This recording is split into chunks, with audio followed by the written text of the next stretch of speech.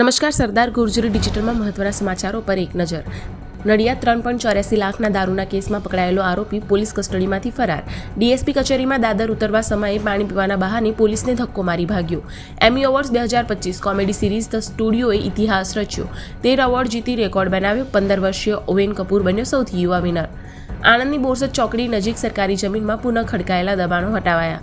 ગત ડિસેમ્બરમાં અંદાજે 80 કરોડની જમીન ખુલ્લી કરાઈ હતી. તંત્રની નિષ્ક્રિયતાના કારણે પુનઃ દબાણો. 20,000 લોકોએ રાતોરાત ગાઝા છોડ્યું. ઇઝરાયલ મોટો હુમલો કરે તેવો ફફડાટ. ગુજરાત હાઈકોર્ટને ચોથી વખત બોમ્બથી ઉડાવી દેવાની ધમકી. તંત્રમાં દોડધામ. વિદાય લેતા અગાઉ સમગ્ર ગુજરાતને ભીંજવશે મેઘરાજા. તમામ જિલ્લામાં હળવાથી મધ્ય વરસાદની આગાહી.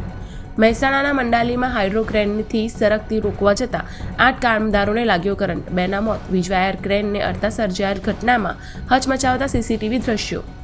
મણિપુરમાં વડાપ્રધાનની મુલાકાત બાદ સ્થિતિ પુનઃ બગડી. યુરાચાંદપુરામાં કુકી નેતાના ઘરે આગ લગાવી. કોઈ ગડબડ જોવા મળશે તો આખી એસઆઈઆર પ્રક્રિયા રદ કરાશે. કોર્ટે અંતિમ દલીલો માટે 6 ઓક્ટોબર નક્કી કરી. રઘવાયા થયેલા પાકિસ્તાની ક્રિકેટર્સ હાથ ન મિલાવા દીધાની ફરિયાદ કરી. ભારતીય કેપ્ટન સૂર્યાએ કહ્યું, ટીમ ઇન્ડિયાએ બીસીસીઆઈ અને ભારત સરકાર સાથે પરામર્શ કરીને મેચ પહેલા નિર્ણય લીધો હતો કે તેઓ વિરોધી ટીમ સાથે હાથ નહીં મિલાવે.